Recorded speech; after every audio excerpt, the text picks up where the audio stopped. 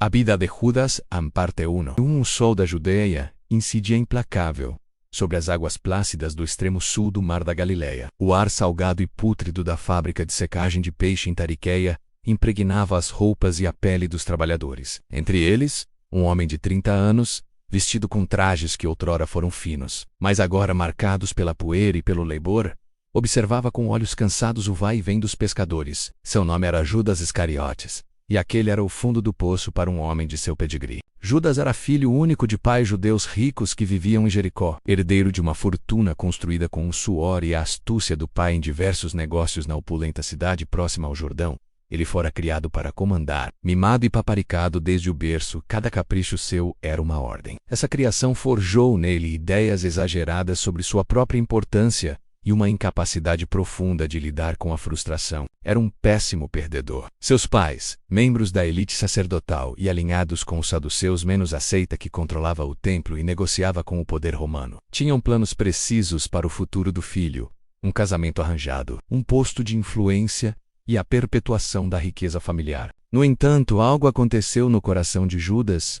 O conforto material de Jericó, com seus palácios e mercados buliçosos, começou a parecer-lhe vazio, um vazio que os ensinamentos secularizados e políticos de seus pais não podiam preencher. Foi então que a voz ecoou no deserto. A voz de João Batista, um homem vestido de pelos de camelo, que pregava um batismo de arrependimento às margens do Jordão. A mensagem de João, áspera e purificadora como o vento do ermo, tocou uma fibra em Judas que ele nem sabia possuir. Ele se apegou a João Batista, deixando para trás a vida de privilégios para seguir o profeta asceta. Seus pais saduceus ficaram horrorizados. O filho único, a esperança da linhagem, trocando o futuro dourado por um fanático do deserto, era uma afronta inaceitável. Tentaram razão, depois ameaças. Judas, no entanto, com a teimosia de quem acredita ter encontrado uma verdade superior, manteve-se firme. A ruptura foi total e amarga.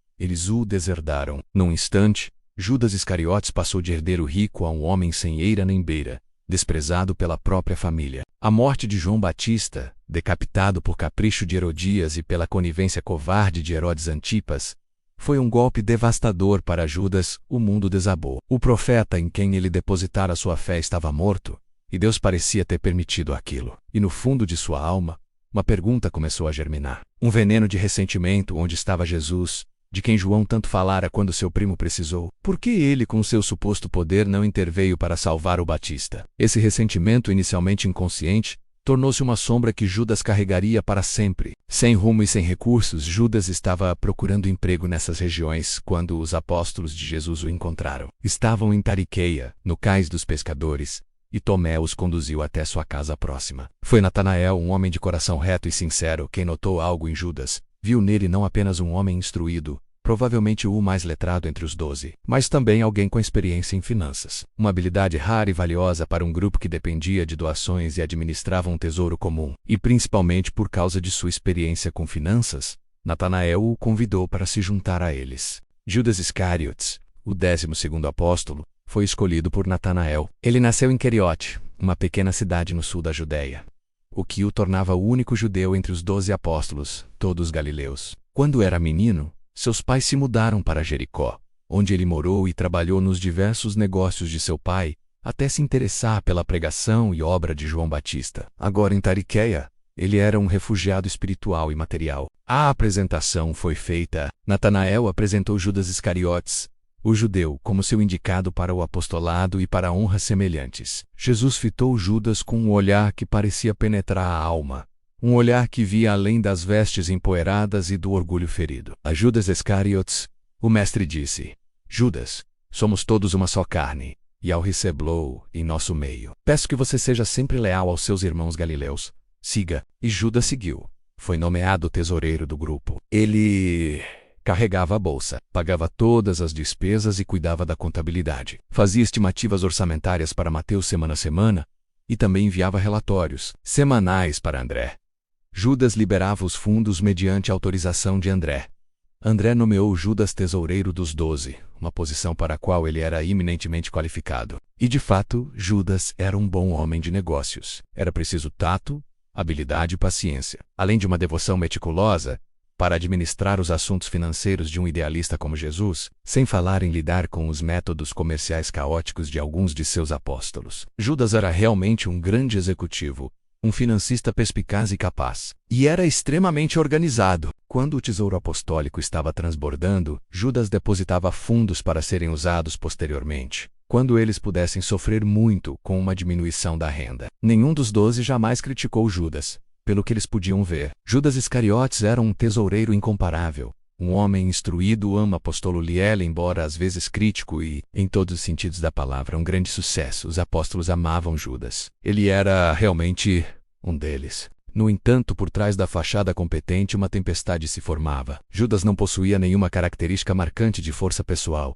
embora demonstrasse externamente muitos traços de cultura e hábitos de instrução. Era um bom pensador, mas nem sempre verdadeiramente honesto. Judas não se compreendia verdadeiramente.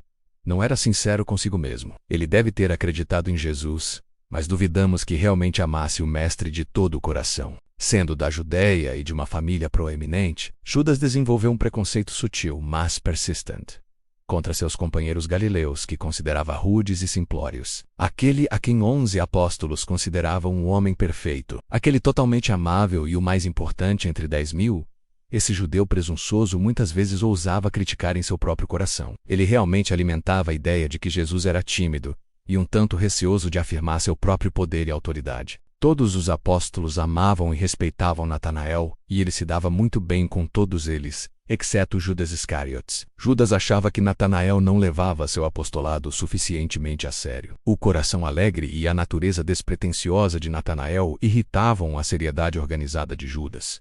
Certa vez, ele teve a ousadia de ir secretamente a Jesus e apresentar uma queixa contra ele. Disse Jesus: Judas, preste atenção aos seus passos. Não se vanglorie demais do seu cargo. Quem de nós é competente para julgar seu irmão? Não é da vontade do Pai que seus filhos participem apenas das coisas sérias da vida. Deixe-me repetir. Eu vim para que meus irmãos na carne tenham alegria, regozijo e vida em abundância. Vá então, Judas, e faça bem o que lhe foi confiado, mas deixe Natanael, seu irmão, prestar contas a Deus.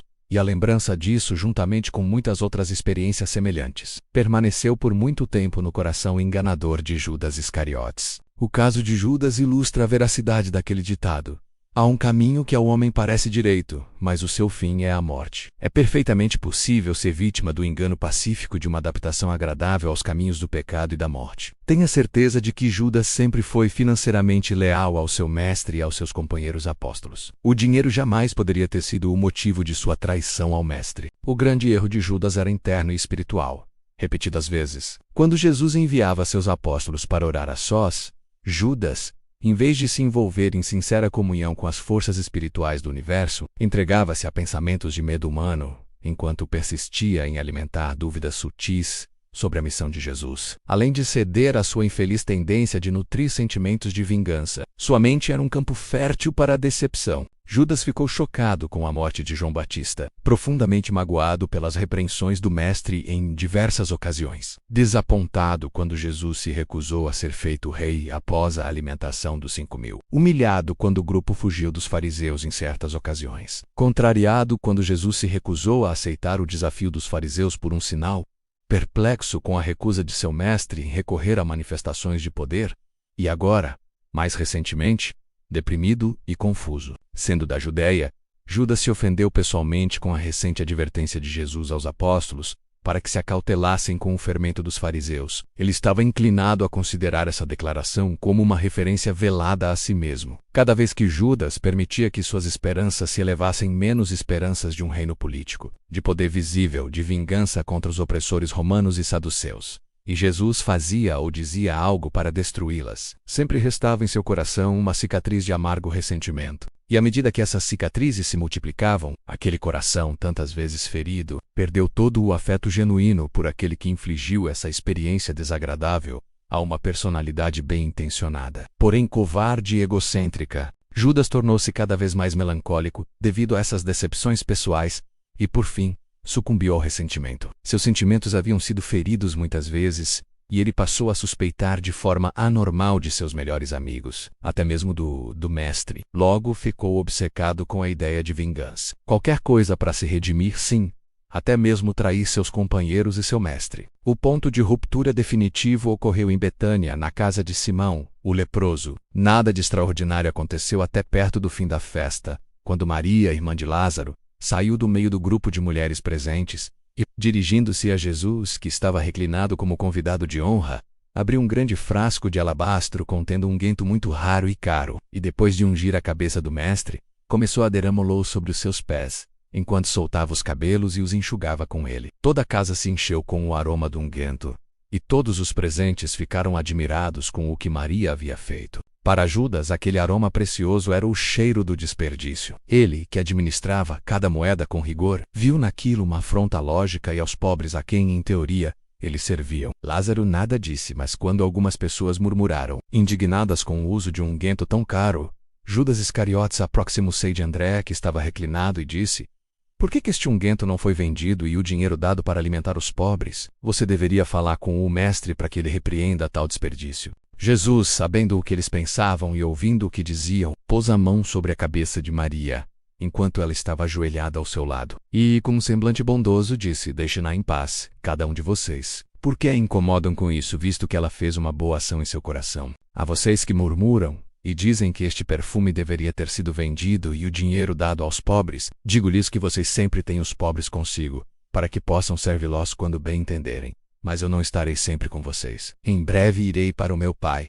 Esta mulher guardou este perfume por muito tempo para o meu corpo no momento do meu sepultamento. E agora que lhe pareceu bem fazer esta unção em antecipação à minha morte, não lhe será negada tal satisfação. Ou a fazer isso, Maria repreendeu a todos vocês, pois por este ato ela demonstra fé no que eu disse a respeito da minha morte e ascensão ao meu Pai no céu. Esta mulher não será repreendida pelo que fez nesta noite. Feito antes, digo-vos que, nos séculos vindouros, onde quer que este evangelho seja pregado em todo o mundo, o que ela fez será lembrado por sua memória. A repreensão foi pública, veemente para Judas, humilhante. Pareceu um desperdício para Judas. E quando seu protesto público foi tão veementemente rejeitado por Jesus, ali mesmo, diante de todos, foi demais. Esse evento determinou a mobilização de todo o ódio, mágoa, malícia, preconceito, inveja e vingança acumulados ao longo de uma vida. Ele decidiu se vingar, e cristalizou toda a maldade de sua natureza na única pessoa inocente em todo o drama sórdido de sua vida infeliz, simplesmente porque Jesus era o principal ator, no episódio que marcou sua passagem do reino progressivo da luz, para o domínio das trevas que ele mesmo escolheu. A mente de Judas estava em uma desagradável agitação por causa da repreensão do mestre. Foi por causa dessa repreensão, que ele interpretou como uma afronta pessoal, que Judas Iscariotes finalmente decidiu se vingar por seus sentimentos feridos. Muitas vezes ele já havia nutrido tais ideias inconscientemente, mas agora ousava ter pensamentos tão perversos em sua mente aberta e consciente. O mestre, muitas vezes, tanto em particular quanto em público, advertiu Judas de que ele estava se desviando do caminho certo. Mas as advertências divinas geralmente são inúteis para lidar com a natureza humana amargurada. Jesus fez tudo o que era possível, dentro dos limites da liberdade moral do homem, para impedir que Judas escolhesse o caminho errado. Na manhã seguinte à unção, ele saudou cada um dos 12. A Judas Iscariotes disse: Judas, eu te amei e orei para que amasses teus irmãos. Não te canses de fazer o bem. E eu te advirto a que te acauteles dos caminhos escorregadios da bajulação e dos dardos envenenados do ridículo. Mas as palavras de Jesus já não encontravam eco. O evento da entrada triunfal em Jerusalém apenas solidificou a decisão de Judas. Enquanto a multidão gritava Hosana e estendia ramos e mantos no caminho, Judas observava, e seu coração se encolhia de vergonha. Jesus vinha montado em um jumentinho, um símbolo de humildade, não de poder militar. Enquanto este apóstolo vingativo observava os acontecimentos daquela tarde de domingo, Jesus lhe pareceu mais um palhaço do que um rei. Ele se ressentiu profundamente de toda a encenação. Compartilhava da opinião dos gregos e romanos, que desprezavam qualquer um que concordasse montar um jumento ou um jumentim. Judas foi tremendamente influenciado pelo ridículo de seus amigos saduceus. Nenhum outro fator isolado exerceu uma influência tão poderosa sobre ele, em sua decisão final de abandonar Jesus e seus companheiros apóstolos, quanto um certo episódio que ocorreu justamente quando Jesus chegava aos portões da cidade. Um proeminente saduceu amigo da família de Judas correu até ele em um espírito de zombaria alegre e, dando-lhe tapinhas nas costas, disse: Por que está tão preocupado, meu bom amigo? Anime-se e junte-se a nós, enquanto aclamamos este Jesus de Nazaré, o Rei dos Judeus, que atravessa os portões de Jerusalém montado em um jumento. Judas nunca se esquivou da perseguição, mas não suportava esse tipo de ridículo. A emoção de vingança, há muito alimentada, misturava-se agora a esse medo fatal do ridículo. Aquele sentimento terrível e assustador de se envergonhar de seu mestre e de seus companheiros apóstolos. Judas não suportava a ideia humilhante de ser identificado com um movimento de derrota. Ele se recusava a considerar a possibilidade de um fracasso aparente. No fundo, esse embaixador ordenado do reino já era um desertor. Só lhe restava encontrar alguma desculpa plausível para romper abertamente com o mestre. Foi imediatamente após um sermão de Jesus na sinagoga, onde o mestre parecia deliberadamente minar qualquer esperança de um reino terrestre, que as dúvidas e decepções de Judas se transformaram em oposição inconsciente e, por fim, em ódio declarado. Foi depois desse sermão na sinagoga que Judas Iscariotes teve seu primeiro pensamento consciente de desertar, mas por ora, ele conseguiu controlar todas essas inclinações. O único pensamento que absorvia Judas era: o que devo fazer? Devo continuar com Jesus e meus companheiros ou devo me retirar? E se eu for desistir, como devo romper com isso? Foi enquanto ouvia a acusação final do mestre contra os líderes e governantes judeus que Judas, finalmente e completamente decidiu abandonar o movimento do Evangelho e lavar as mãos de toda a empreitada. Gostou dessa história? Aguarde o capítulo 2 no próximo vídeo, ative as notificações para receber. Até a próxima.